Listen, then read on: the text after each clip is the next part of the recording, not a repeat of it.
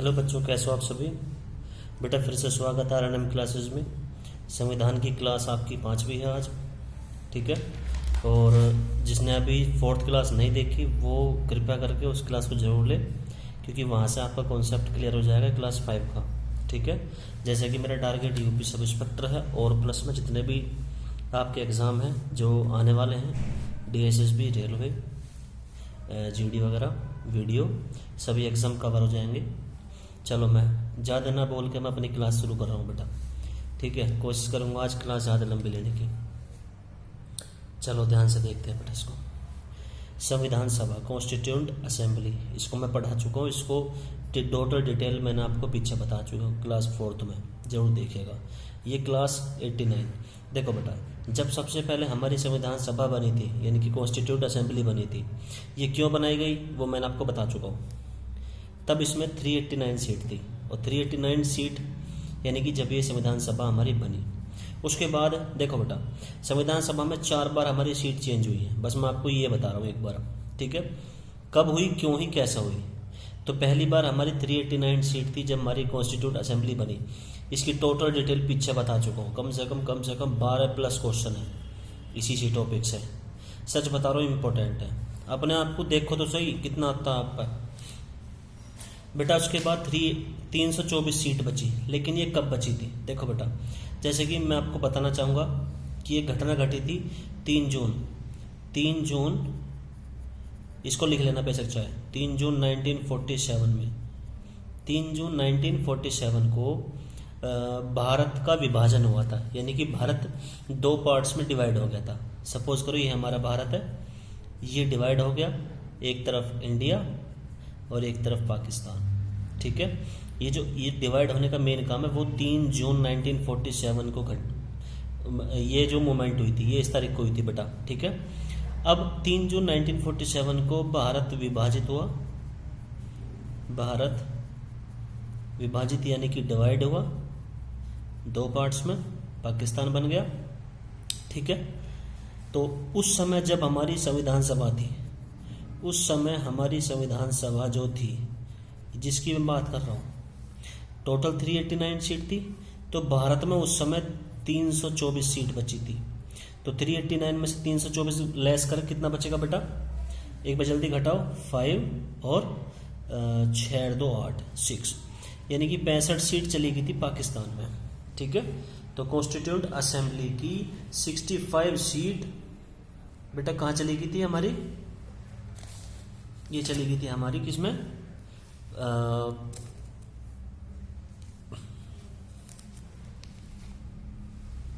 थोड़ी सी बेटा वो शेडो आ रही है, इसका थोड़ा सा जुगाड़ कर दो एक बार।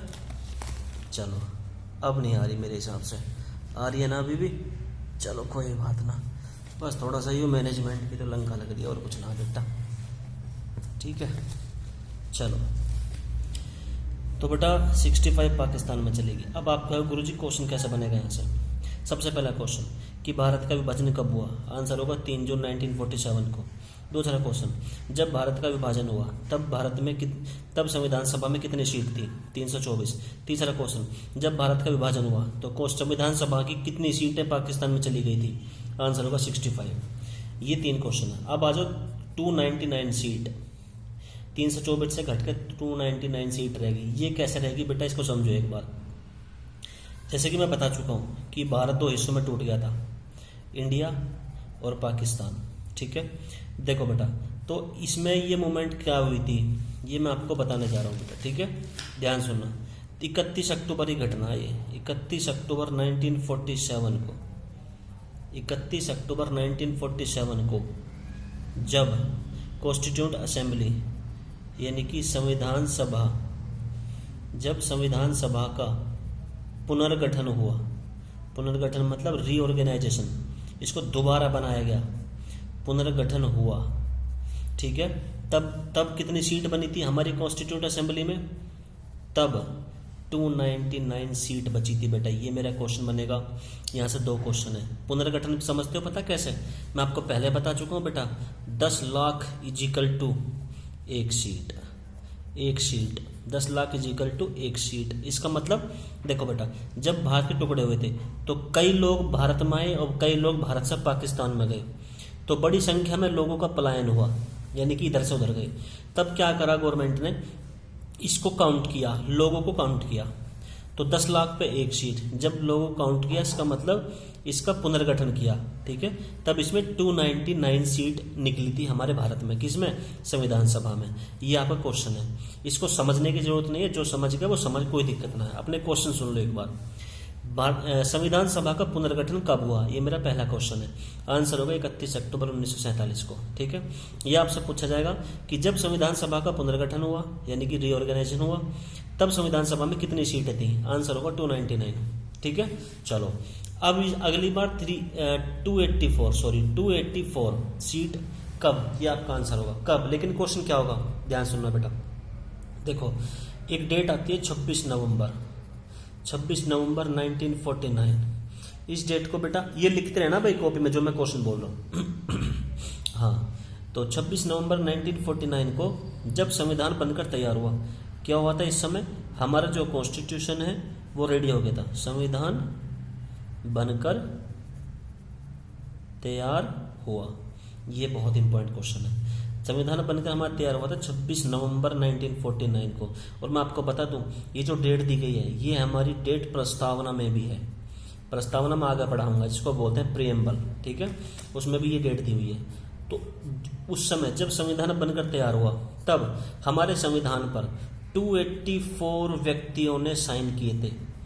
284 व्यक्ति ने साइन किए थे। ये क्वेश्चन बनेगा आपका कि बताइए कि संविधान बनकर कब तैयार हुआ? आंसर होगा 26 नवंबर 1949 को। बताइए कि संविधान पर कितने व्यक्तियों ने हस्ताक्षर किए? आंसर होगा 284 को। 284 आंसर होगा। ये आपसे पूछ लेगा पहला साइन किसने किया? आंसर होगा जवाहरलाल नेहरू। ये आपके शीट से क्वेश्चन बनकर तैयार होते हैं। देखो बेटा, अब मैं आपको सीक्वेंस से बताऊंगा इसको डेट वाइज इसकी क्या मूवमेंट हुई है। बेटा ध्यान से सुनना मेरे बच्चों, बहुत बढ़िया कॉन्सेप्ट है। चलो देखो बेटा, सबसे पहली डेट मैं आपको बताना चाहूँगा किसकी? 9 दिसंबर 1946 को। जैसे कि आपको पता है कि जुलाई 1946 में संविधान सभा बनकर तैयार हो गई थी भाई। जुलाई 1946 में हमारी कॉन्स्टिट्यूट असेंबली बनकर तैयार हो गई थी। तो पहली बैठक इसकी हुई थी 9 दिसंबर 1946 को। अब इसमें क्या क्या बात हुई देखो बेटा, खुद लिख लेना, कोई दिक्कत ना, वीडियो को पॉज करके, लेकिन कंटेंट आपको दूंगा सॉलिड, ठीक है। ध्यान सुनना भाई, शॉर्ट में लिख रहा हूँ मैं इसको, संविधान सभा, SS, संविधान सभा यानी कि कॉन्स्टिट्यूट असेंबली। देखो बेटा, संविधान सभा की पहली बैठक, यदि आपसे पूछता है फर्स्ट मीटिंग कब हुई थी, पहली मीटिंग कब हुई थी, ये मेरा क्वेश्चन है, कब हुई थी, तो आपका आंसर होगा 9 दिसंबर 1946 को। यदि आपसे पूछता है कि संविधान सभा की पहली मीटिंग कहाँ हुई थी, तो आपका आंसर होगा बेटा दिल्ली, ठीक है, दिल्ली में हुई थी, ठीक है। अब फर्स्ट मीटिंग का क्लियर सी बात है, कोई अध्यक्ष भी होगा, लेकिन टेम्परेरी अध्यक्ष पूछे कि पहली मीटिंग का टेम्परेरी अध्यक्ष यानी कि हेड। मैं सीधे क्वेश्चन लिख रहा हूँ, क्वेश्चन जो बनेंगे, संविधान सभा का टेम्परेरी अध्यक्ष कौन था? आंसर होगा बेटा सच्चिदानंद। भाई लिख लेना। देखो बेटा, मैं सिर्फ बता रहा हूँ, सच्चिदानंद सिन्हा। अब आपके मन में सवाल कि इसे क्यों बनाया गया, जबकि एक से एक महान आत्मा हमारे उसमें मौजूद थी, महान व्यक्ति मौजूद थे। तो बेटा क्योंकि ये सबसे सीनियर थे उस समय, ये सबसे सीनियर थे, ठीक है। चलो मैं आगे बढ़ता हूँ। आपको पता है इस मीटिंग में 15 महिलाओं ने भाग लिया। इस मीटिंग में 15 महिला ने भाग लिया था, पार्टिसिपेट किया था। 15 महिला ने भाग लिया, मोस्ट इंपॉर्टेंट क्वेश्चन है, ठीक है। अगला आपका आंसर होगा कि इसका बहिष्कार भी किया था किसने? मुस्लिम लीग ने इसका बहिष्कार भी किया था। आपको पता बहिष्कार क्यों किया था? बहिष्कार मतलब इसका विरोध किया था कि इस मीटिंग का, क्योंकि वो अपने अलग संविधान सभा की मांग कर रहे थे। कौन? मुस्लिम लीग। तो सबसे पहले कभी कभी ये भी पूछ लेते हैं कि बताइए कि पाकिस्तान के लिए अलग संविधान सभा की मांग कब हुई? ठीक है, ये भी क्वेश्चन पूछ लेते हैं। चलो मैं आगे बढ़ जाता हूँ। तो मुस्लिम लीग ने इसका बहिष्कार किया। आपको पता है जो हमारी एक देशी रियासत थी हैदराबाद, आपको पता है हैदराबाद एक हमारी देशी रियासत थी। देशी रियासत को मैं डिफाइन कर चुका हूँ पीछे की वीडियो में। प्रिंसली स्टेट बोलते हैं इसको, प्रिंसली स्टेट ये बोलते हैं इसको। देशी रियासत मतलब जो इनडायरेक्ट इसके अंडर होती है, किसके बेटा, किसके, अंग्रेजों के अंडर था हमारा जो एरिया, तो उसको बोलते हैं देशी रियासतें, ठीक है। तो हैदराबाद एक ऐसी देशी रियासत थी जिसने इसमें पार्टिसिपेट नहीं लिया था, भाग नहीं लिया, बाकी सभी आई थी बेटा, ठीक है, गुड। ये मैं आपसे बता रहा हूँ बेटा एक बार।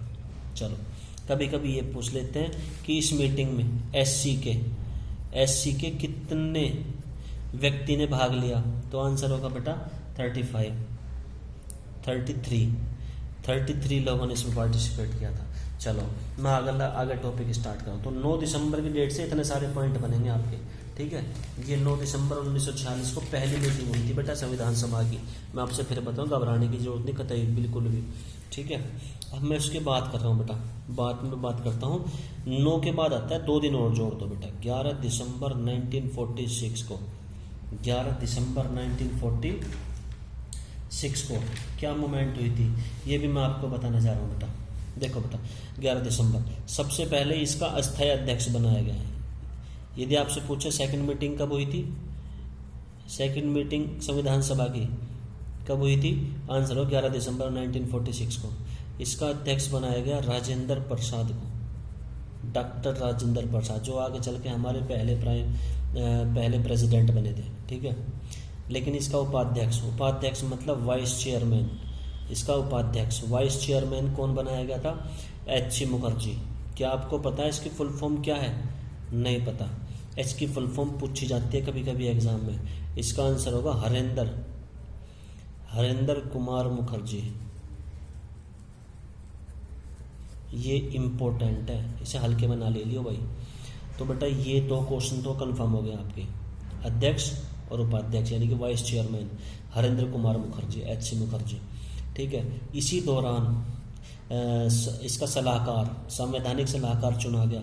संवैधानिक सलाहकार पता किसे बोलते हैं, कॉन्स्टिट्यूशनल एडवाइज़र।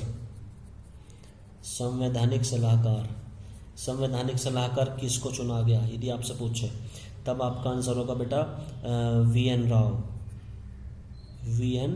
राव।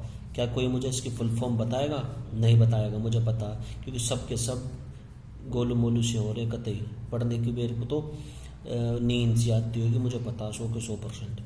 वेनेगल राव बेटा, वेनेगल राव इम्पोर्टेंट है, वी.एन. राव, ये मैं आपसे फिर बता रहा हूँ। और एक बात और बता रहा हूँ बेटा, इन्होंने ही संविधान का प्रारूप तैयार किया था। संविधान का प्रारूप यानी कि स्ट्रक्चर, प्रारूप रेडी किया था इन्होंने। ये तो बहुत लाजवाब है यार, ये तो एक तरह से ये मान के चलो जैसे अम्बेडकर है ऐसे ही है, ठीक है। तो ये आपके क्वेश्चन है, बहुत इंपॉर्टेंट है। तो इतने क्वेश्चन बनेंगे बेटा आपके सामने। चलो बच्चों, तो 11 दिसंबर 1946 को इतने क्वेश्चन बनेंगे आपके। इनकी फुल फॉर्म जरूर ध्यान रखना बेटा, मैं आपसे फिर बता रहा हूँ, ठीक है। चलो आगे बढ़ते हैं बेटा। देखो बेटा 2 दिन और जोड़ दो, फिर अगली मीटिंग हुई थी 13 दिसंबर 1946 को, अगली मीटिंग हुई थी। इस दिन क्या हुआ था बेटा, इस दिन पता है, नेहरू का नाम तो सभी ने सुना होगा, ठीक है, जवाहरलाल नेहरू, कहते मोतीलाल नेहरू कर दो। नेहरू ने एक प्रस्ताव पेश किया था भाई। नेहरू ने बेटा एक प्रस्ताव पेश किया था। नेहरू ने संविधान सभा में एक प्रस्ताव पेश किया जो आगे चलकर किसका रूप लिया, प्रस्तावना कहलाया। प्रस्तावना मीन्स प्रियम्बल कहलाया, ठीक है। इम्पोर्टेंट है भाई। तो नेहरू ने संविधान सभा में 13 दिसंबर को एक प्रस्ताव पेश किया जो आगे चलकर प्रियम्बल कहलाया, ठीक है, बहुत बढ़िया। चलो मैं आगे बढ़ता हूँ बेटा, मैं वास्तव में आगे बढ़ रहा हूँ, मेरे पीछे पीछे हो लोग, फटाफट फटाफट जल्दी जल्दी, बहुत जल्दी करके, ठीक है। चलो अब मैं बात करता हूँ बेटा 22 जनवरी 1947 को। देखो बेटा 22 तारीख है, 22 जनवरी 1947 को, जनवरी की बात कर रहा हूँ बेटा मैं। इस समय क्या हुआ, इस समय संविधान एक तो प्रस्तावना को एक्सेप्ट किया गया, जो नेहरू ने ये जो प्रस्ताव पेश किया था इसको यहाँ पे एक्सेप्ट कर लिया, प्रस्तावना को एक्सेप्ट कर लिया। ये भी क्वेश्चन बनता है, इम्पोर्टेंट है कि बताइए संविधान सभा ने कब प्रस्तावना को स्वीकार किया था। आंसर होगा 22 जनवरी 1947 को, बहुत इम्पोर्टेंट है। देखो बेटा 22 तारीख है, 22 तारीख का मतलब 22 कमेटी बनी थी बेटा, 22 कमेटी बनाई गई इस दिन, 22 कमेटी बनी थी।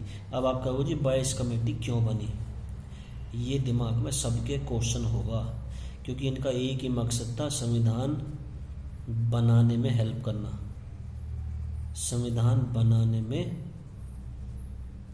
हेल्प करना, किसकी, संविधान सभा की, ठीक है। तो 22 कमेटी बनी थी। तो बेटा मैं अब आपको 22 कमेटी के बारे में बताने जा रहा हूँ। डाउट क्लियर है? थोड़ा सा इंग्लिश वाले बच्चे थोड़ा सा क्षमा चाहूँगा बेटा, क्योंकि थोड़ा सा दिक्कत होगी, मुझे पता है, ठीक है, हाँ मुझे पता है थोड़ा सा दिक्कत होगी, इसके नाम जरूर ढूंढ लियो बस आप। चलो बेटा, तो 22 समिति अब आपको यहाँ पे याद करनी है, ये आपको याद करनी है। हाँ इसमें देखो मुझे कोई समझाने का तरीका तो खैर मैं तुम्हें कहाँ बताऊँ, बाकी याद करनी है। मैं एक बार बोल रहा हूँ वैसे, संघ संविधान समिति, वैसे ये तो किसी भी बुक में मिल जाएंगे बेटा आपको, संघ संविधान कमेटी है ना, इसको आप याद कर लेना। अब लेकिन इसमें से मैं आपसे बताना चाहूँगा कि क्वेश्चन कैसे बनेंगे। देखो बेटा कमेटी से क्वेश्चन क्या बन जाएगा, जैसे मान लीजिए संघ संविधान समिति है, संघ मतलब यूनियन कॉन्स्टिट्यूशन कमेटी, ये मेरा पहली समिति होगी सपोज करो, तो मैं आपसे इसका अध्यक्ष पूछ लूँगा कि इसका हेड कौन है, तो इसका जो हेड है जवाहरलाल नेहरू, ठीक है, जिसे मैं दुड़ुक चुल्ली के नाम से भी जानता हूँ। हाँ तब मत कहने लगे हो भाई। चलो तो union constitution committee, Jawaharlal Nehru इसके अध्यक्ष थे। कभी कभी इसमें मेंबर की संख्या पूछ लेते हैं, नंबर ऑफ मेंबर्स, ठीक है, तो मेंबर्स कितने थे इस कमेटी में, इसमें थे 15।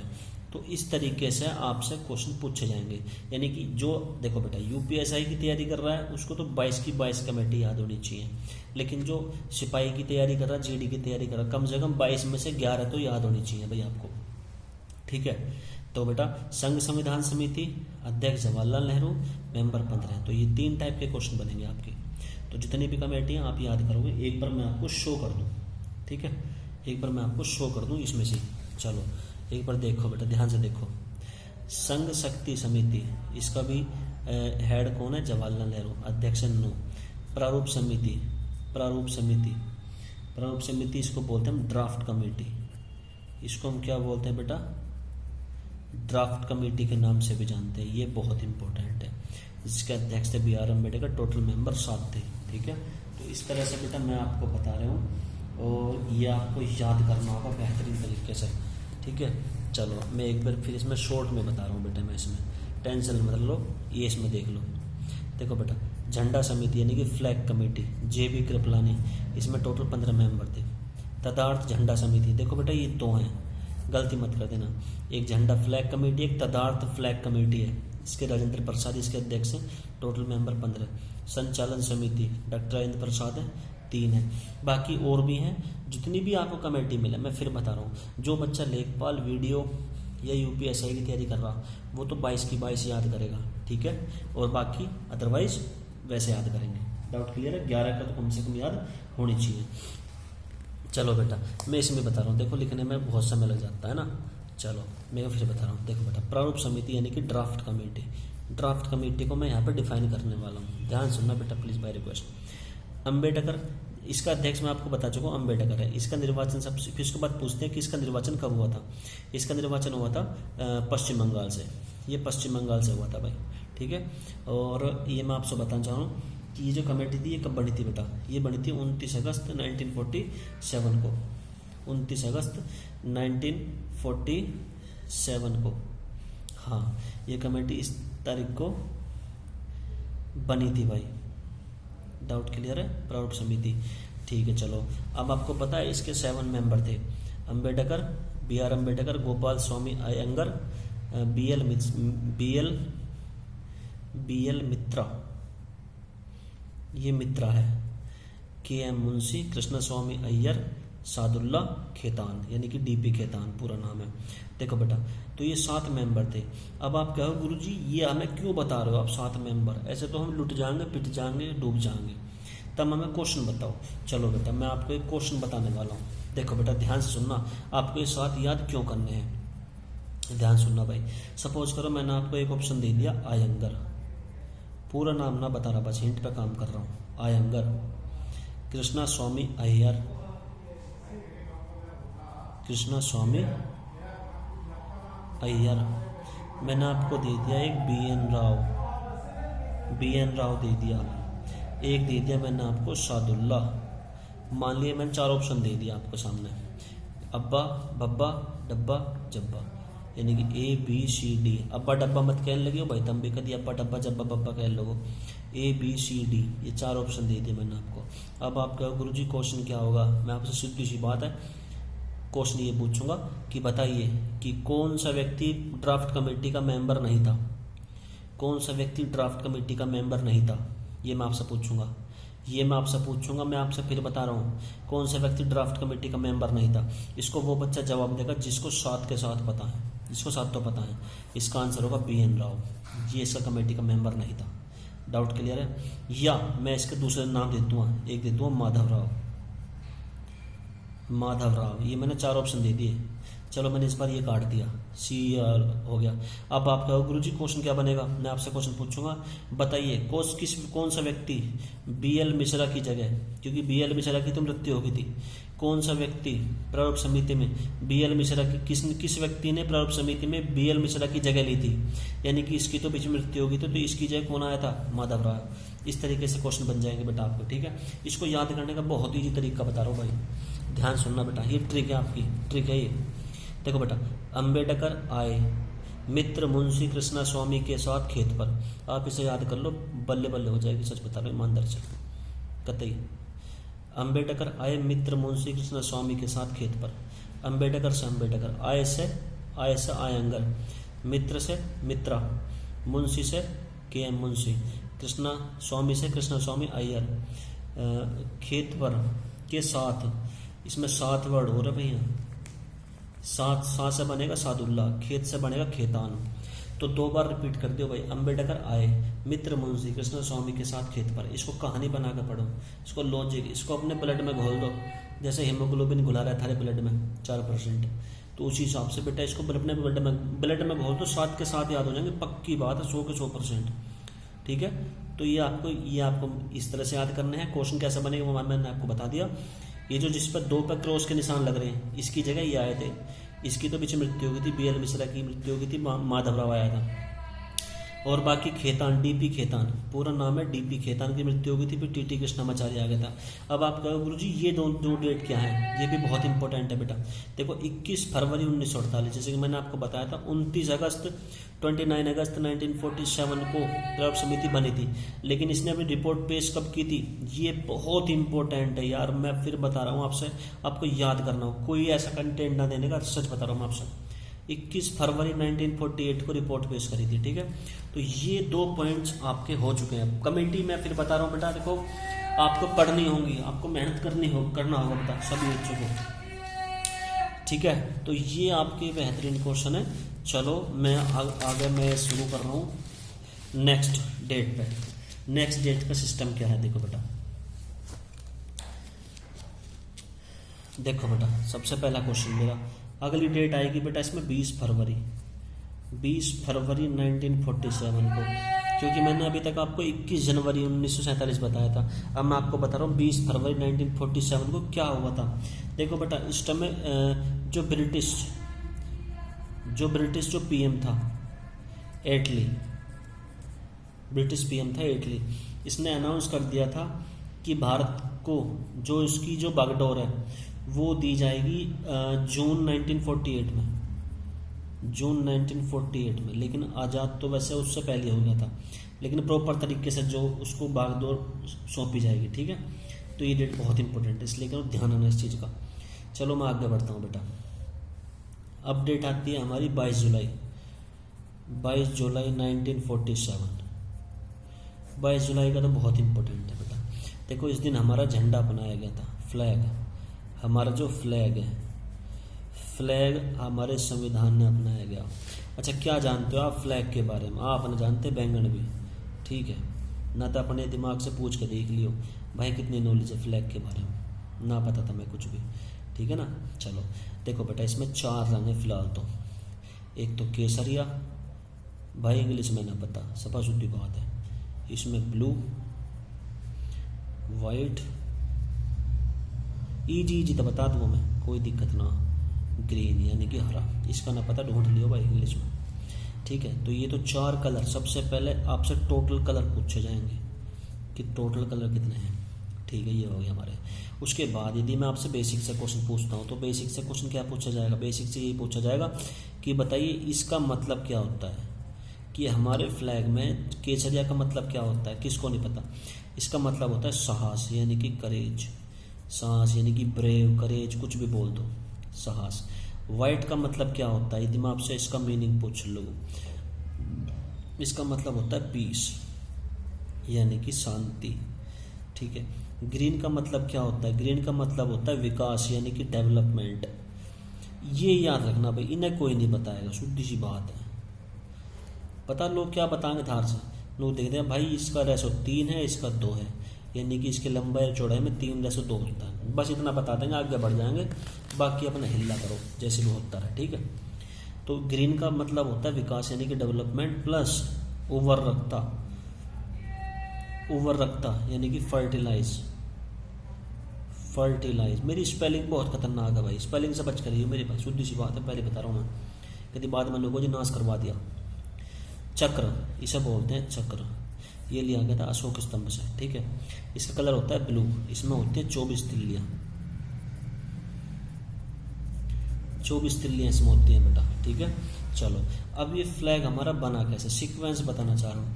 देखो पहली घटना 1904 में। चलो बाकी मैं आपको नोट्स ही पहुँचा रहा हूँ, एक बार ध्यान से सुनना भाई, ठीक है। चलो इस पर आ जाओ बेटा। ये देखो, ध्यान से पढ़िए बेटा। देखो 1904 में सबसे पहले इसको बनाया था निवेदिता ने। निवेदिता पता कौन थी? निवेदिता विवेकानंद की शिष्य थी, और विवेकानंद को तो दुनिया जानती है भाई, स्वामी विवेकानंद की शिष्य यानी कि स्टूडेंट थी।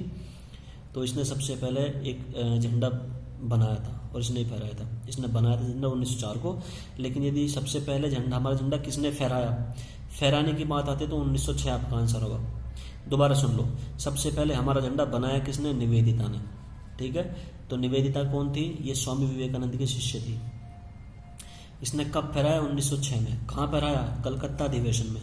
कलकत्ता का एक सेशन चल रहा था, वो कांग्रेस का। आपको पता है कांग्रेस सबसे पहली पार्टी थी और इसके हर साल सेशन होते थे कहीं ना कहीं। तो कलकत्ता सेशन में 1906 में सबसे पहले झंडा फहराया गया था निवेदिता के द्वारा, ठीक है। उसके बाद यदि मैं, ये तो है भारत में मूवमेंट, लेकिन विदेश की बात करता हूँ तो 1907 में मैडम भिकाजी कामा ने जर्मनी में सबसे पहले झंडा फहराया था। बहुत इंपॉर्टेंट पॉइंट है यार, ये नोट कर लो। 1907 में मैडम भिकाजी कामा ने जर्मनी में सबसे पहले झंडा फहराया था, ये आपको पता होना चाहिए, ठीक है। चलो मैं अगली डेट बता रहा हूँ बेटा। तो ये झंडे का सिस्टम मैंने, फ्लैग का सिस्टम मैंने बता दिया। 14 सितंबर 1949 को क्या हुआ था भाई? 14 सितंबर 1949, ये भी एक डेट है।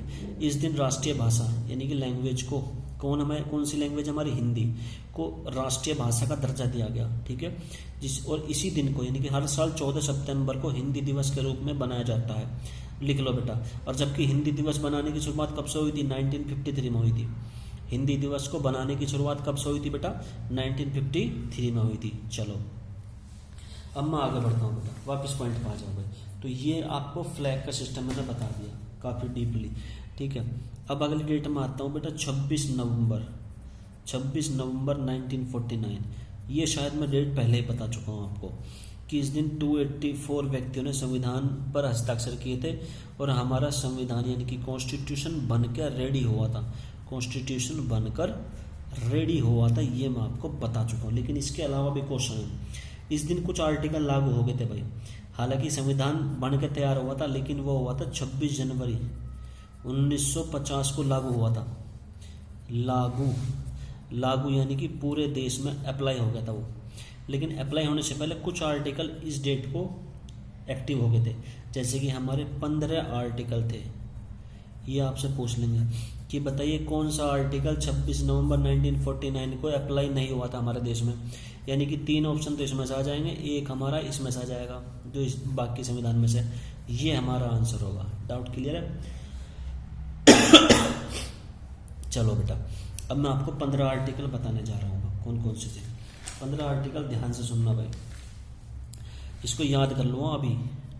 सबसे पहले लिखो 5, 6, 7, 8, 9। जल्दी याद करो फटाफट, मेरे साथ साथ याद करो, दोबारा तो मतलब ही ना इसका कि आपको दोबारा जरूरत पड़ जाएगी, ठीक है। 5, 6, 7, 8, 9 ये आपका सिस्टम हो गया। तो 5 आर्टिकल याद हो गए, जल्दी करो फटाफट याद। उसके बाद है 366, 367 भाई, बोल के याद कर लो मेरे साथ में। 366, 67 लगातार तो है, कोई दिक्कत थोड़ी है।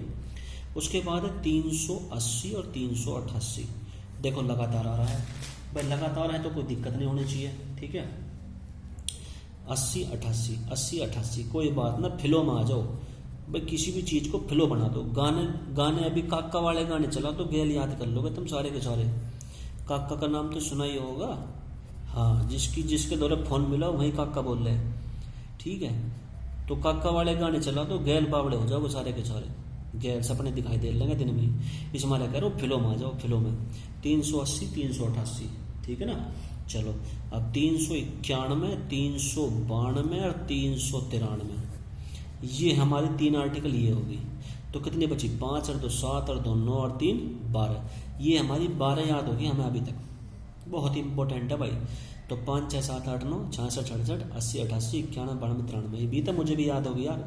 बाप वाले पोता बर्ता वाला हिसाब होगा इसका। तो फिर 3 बची 60, 324 और 372।